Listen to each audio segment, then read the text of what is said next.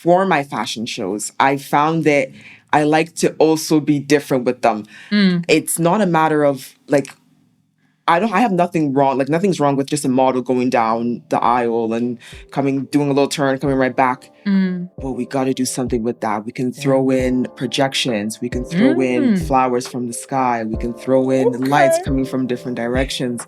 It's you know, it's and it's not just about, it's a feeling.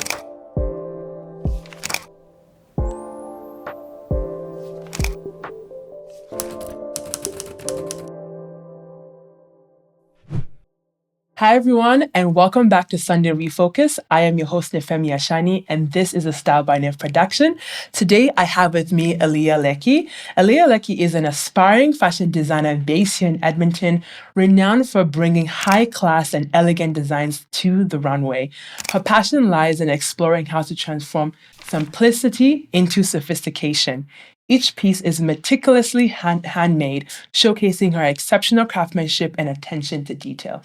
Alliyah, how are you doing today? I am great. How are you today? I'm doing amazing. I love your dress. Thank you. I love it.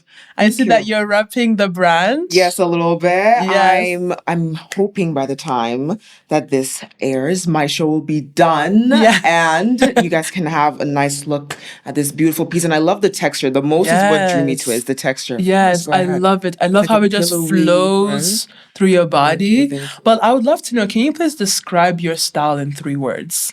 3 words, I would say simple, elegant, and different.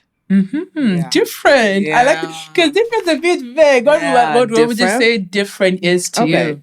Okay, so for instance, one of my inspirations is Schiaparelli, like the whole brand Schiaparelli. So in a sense of taking a blazer and not just having a blazer, but then changing some aspect of it that just, not that it hasn't been out there, but that it just has not been seen yet. You know? Yeah, so that's I like it. Schiaparelli, you're expensive, babe. A little bit. I love it. What message do you believe your style conveys to the world?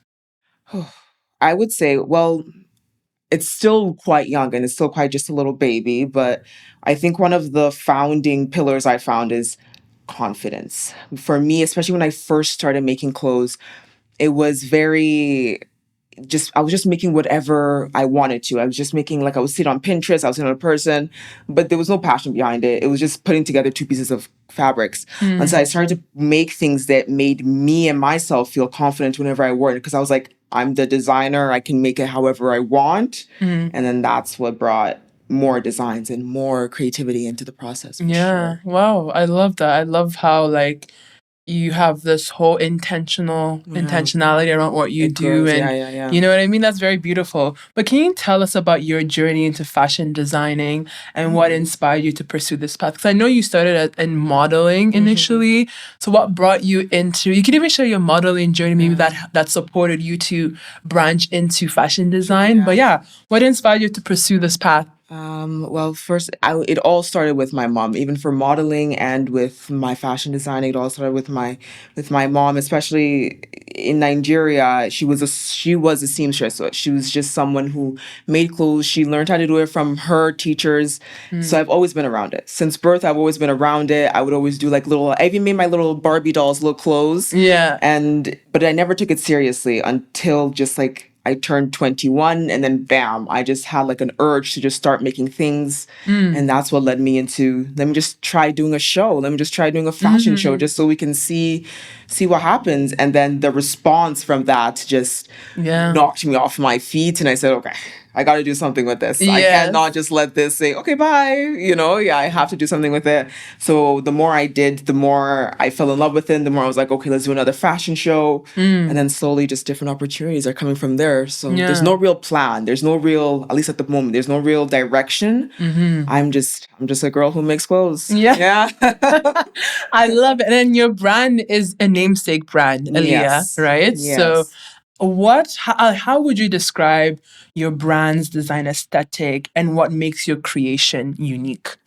I would say, for unique, I find, especially as a creative, I find that for some individuals, if it's harder to just think of new creative ways and new creative this, because no matter what, the world is big. The world is a very big place, so especially with the internet, it's become huge. So your idea has already most likely been done, statistically speaking.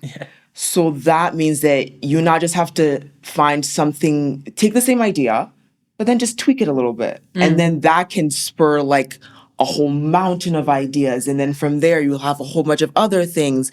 So it all comes down to just not thinking too large. Do not think of, oh my God, I have this to face and I have to do this. No, slow it down. Take one thing, see what you can change. And then zip zap zoop, there you go. I love that. Even with me, I feel like I'm taking that lesson very seriously in life, just like one step at a time, especially for someone who's very ambitious like myself. I'm like, gotta slow down. Sometimes you want to just go, but like you gotta just, okay, let's see one step at a time. And so I love how that also reflects into your designs. You know what I mean? I know that sustainability is a huge thing as part of what in your work, right? And in the process of just like taking it slow, that's a huge part of sustainability. It's like slow fashion, right? What steps do you take to incorporate that into your own design? Like, what is sustainability to you, and how do you incorporate that into your design? One of the ways that I first started to like master my craft, I would say, is that I would go to the thrift store and I would buy like jeans, or I would buy something and then I would just take it apart, see how they made it, put it back together, but I would do something different with it. And then so I found that I liked to do that. I like to take different and old, even my own clothes. I would take what I don't wear and I would just change it so that it's now something that is universal to me. And that's like in my closet, I barely have any like trendy things. And the things that I make, I don't make trendy things. I was this close to making the bubble skirt and I started to make it and I said, stop, no more. And then I decided to make something else. So I don't do trends. I just do not like them. And it's all about starting with, I would say, with the clothing, especially with the thrift store. It's just it doesn't have to be too expensive. Find something that's not just that you like, and then you can tweak it a little bit. No, I like that you incorporate like thrift stores into like the process of you trying to discover and find what your next design would be. Because I love thrifting a lot, and I feel like for you to be a good thrifter, you really have to take your time and take your time, hours. Yes. So it's good that that's part of like your process as well of just navigating and finding like pieces that they're not seen. One thing a friend has told me, he's like, whenever I see you dressed, it seems like you made the clothes, but the majority of it are thrifted. You know what I mean? Because it's got quality to it. It's been thrifted because someone has worn it, they've appreciated it, and now they're moving it on to you. I love that. And now, what drives your passion for making simple designs sophisticated? Because that's a huge part of even just your own personal style too. Wow. I get inspiration from every walk of life. For instance, even driving, I'll see a color, or I'll see, for instance, in my home, in my dining room, I have a calendar and it has these pictures of like painted lilies on, you know how calendars have a picture and then on the bottom they have the actual calendar. So like the picture on top, it's just it's been there for months. We don't use the calendar for its intended purpose. So it's every time I see it, I just get inspiration. I'm like, ooh, and then the next time I go to Fabricland, the color red will be on my head because of that. Or even like, for instance, I'll watch the new season of House of Dragons just came out, and I'll watch that, and just the color, this is going to sound a little odd, a little weird, but the color of the fire that the dragon was breathing, I love it. It was like a purpley red, orange. Oof, I got chills just thinking about it. It's things that you have a natural sense and you're just drawn to it. It's just things that you're naturally drawn to. No, I love that. I love how like you have such a visual eye and that how it plays into your design. Because like your designs, when I see them, they have like a lot of earth tones. Yes, neutrals and earths for sure. Yes. But you also have ones that they just come out just boldly, right? So I love how you merge that and hearing where that comes from of just like your everyday living and just seeing things like, ooh, from a show, ooh, from your house, right? That's very beautiful how you take in everything around you to create something, because it just shows how authentic the designing process is, Thank you. right? Thank you. I really appreciate that. Yeah, I for sure, appreciate it for so sure. much. Can you share with us your process for creating a new design from Ah, concept yes. to completion? Like Yes. what that, I know the visual aspect is there. So where do you go from there? Well, I would say it all starts with the inspiration wherever it comes from. I sometimes use Pinterest. Like I said, I see different things. And then it comes to then the fabric. So I'll go to Fabricland and I'll make sure that the fabric matches the vibe, not necessarily the color or what initially was drew me to this foggy idea of whatever it is, but it's like I said, it's a feeling. You touch it, and I work with texture a lot. Like you said, for boldness, I find that my more bold pieces are the pieces that I work with that are curly or that are like they're like scratchy or that just like I work with texture quite a bit, and so feeling the texture, the color, this and that, you'll find which I'll usually find whatever I need, and then from there, I usually move on to my measurements. I find that as this process has gone on, I find that I work best with my measurements because when I do my shows and I do photo shoots for models, I used to ask for their measurements, and I found that it wouldn't work the best for me because then I felt like I was kind of being put in a box, like and it just didn't come out fitting and all. So I use my own measurements and I don't use patterns. Yes, my mom was not taught with a pattern, therefore I wasn't taught with a pattern, but I do sometimes use some patterns for some clothes, like a cowl neck or just things that you cannot, because I draw it out on the fabric, or it's a very, when I say it's a very practical skill for me, it's not how you see on YouTube. It's not how you see these huge ateliers doing in the fashion industry. Yeah. It's when I say different, it's different. Like if you watch me do it, you will be scratching your head like, what is she doing? You know? Yeah. You were not gonna get it. But I know what I'm doing. Yeah. I like the yeah. I do. And it comes out pretty I have had mistakes and and I've learned from those mistakes, but as time has gone on and with more practice, I found myself making less and less mistakes and more better and better quality pieces. I love that. I love that process of like you're creating with the understanding of exactly what you want to do, and you're doing trials, but it's still like I got this. Yes, I got this. I got exactly, this. yeah. I know you mentioned ateliers. Do you have any like fashion houses or brands that really, really inspired you or inspired you to even like start perhaps your fashion line? Yeah, I would say Schiaparelli was I would think for Schiaparelli, it was more the theatricalness of each piece. Because especially for their couture, it's like they use like ears and they use mouths and they use and their jewelry is, and then especially with the fall couture show, it was just so beautiful of just that different aspect of fashion. Yeah. And then another big one for me was a little bit of Versace, just a little bit in the sense of when they came out with their chainmail dresses and how I saw that it was like metal, but it's a fabric. And I said, I have to get my hands on that somehow. Yeah. Yes. And I would say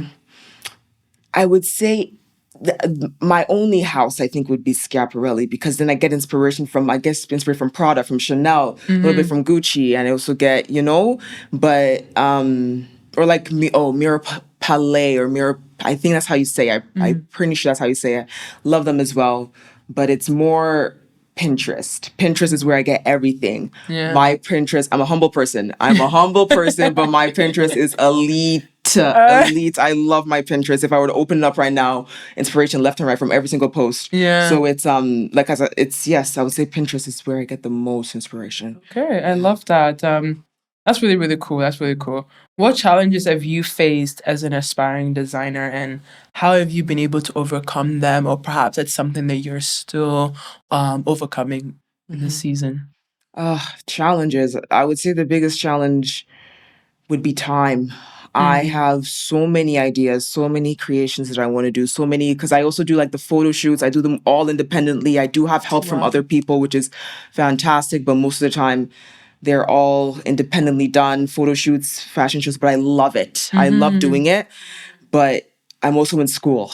I just did, yesterday was my last day of my 4-class semester, spring semester. So that's exactly, that was Congrats. a lot of time. Thank you. Yeah. That was a lot of time just for school. And then it didn't give me enough time to do just sewing in general. And I sometimes would miss it because I would walk past my table all the time, my sewing machine, and it's the time. I wish I just had more time to be able to practice and to get things wrong and to get things right. And so it's time. Yeah, I know you mentioned the fashion shows, and that's something that you've been doing quite consistently, in the year, right? And I'm still needing to attend your next one. So I was like, I need to definitely attend. It's Let me gonna be a just lot of put it fun. out there. Like, it's gonna be a lot of fun. We're gonna be showing out Yes, at can't wait to Alliyah's see fashion you. show. It's in It's gonna be July, fun. right? Yes, July 6th. July 6th. Yeah. That's exciting. But I'd love to know more about why you think it's important for you to, why it's important for you to choose the route of showcasing and having a runway for your pieces. Because I feel like a lot of people, like, especially in Edmonton, if I'll keep it Edmonton, how like they most people choose to just share it on social media and like, okay, just come and buy, like, but you're actually taking the initiative to be like, I want to meet with the people that vibe with my stuff.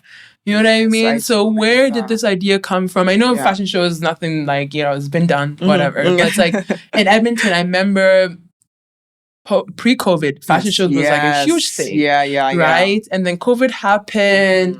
Now we're starting to get back into it. I'm like, oh, should we? So you're one of the few people who are actually, really going at like, let's have like fashion shows, right? Yes. So yeah, I'd love to know why you think it's important for you to like showcase your pieces in the way that you're doing. Basically, like, what do you feel like you're also gaining from it? Like, do you feel like it's building community for you or helping you understand what people want when it comes to like your designs? Yeah, I'd love to know about the whole fashion show aspect of your fashion your shows. business. Yeah.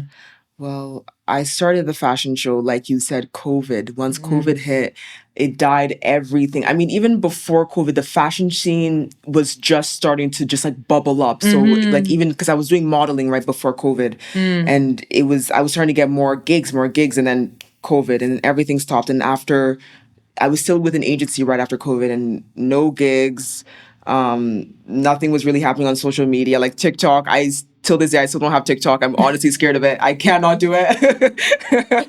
I'm too scared. But that's when all those things started to come. But it was nothing in person. It was nothing, especially when I started to make these different, like I started to make clothes after clothes after clothes after clothes. I was like, I can't wear all this myself. Yeah, so I was like, okay, let me get other people to wear it. And I saw other people. And then I had just the photo shoot and I was like, this is actually kind of dope. So I did the fashion show.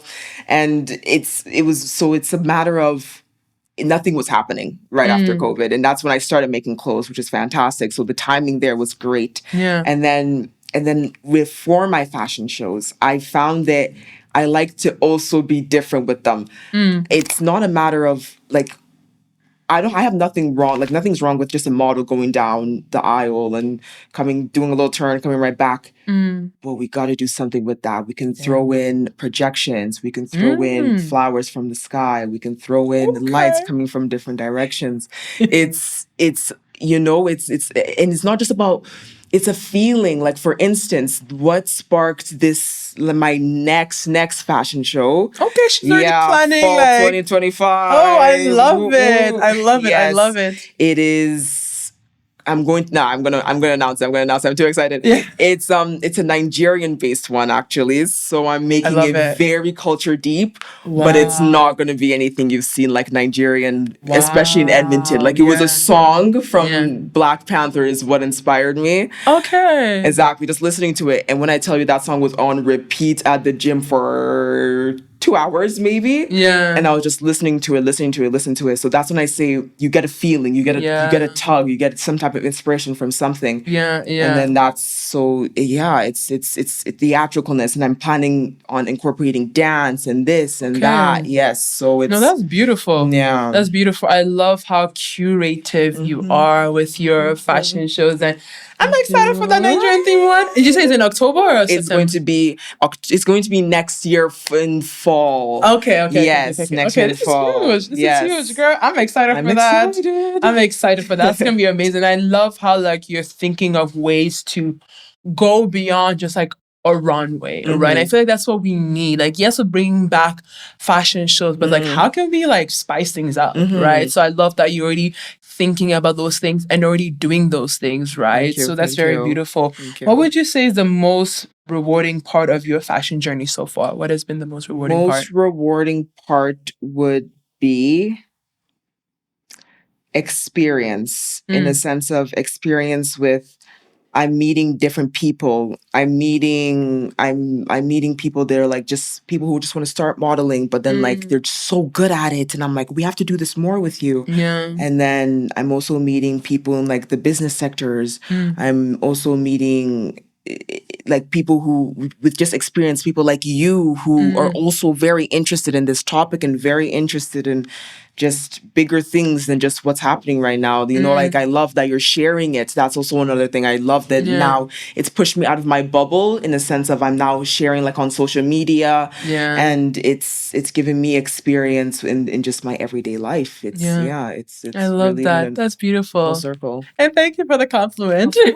Of course, you deserve it. I love that. And you said something about, you know, meeting up and coming, inspiring people who are wanting to be part of the fashion industry or already have been or looking for advice. Like, what advice would you give to an aspiring fashion designer looking to make it in the industry, especially when it comes, because I know like you've been doing a lot of the fashion shows. That's something that you are, you know, funding yourself. Like a lot of designers struggle with like the funding aspect of things. It is tough, you know, the confidence aspect of things. Like, can you share with us things that fashion designers up and coming here in Edmonton can feel encouraged about in your own through your own experience? Yes. I would say step out of your bubble, because I didn't even think I would be a fashion designer until I started to share my things.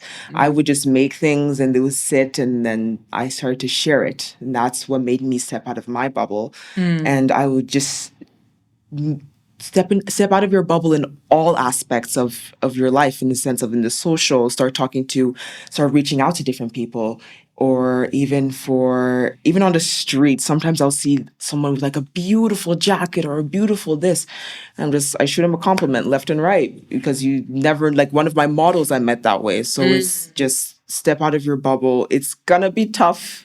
It's gonna be a little tough, but it's just one little pinky toe at a time. I love it. And also going back to the question about the funding aspect of things. Is that something that you are doing yourself, or did you apply for grants, or are you getting support from family or friends? Like what does that look like for you? How have you been able to push forward your business thus far?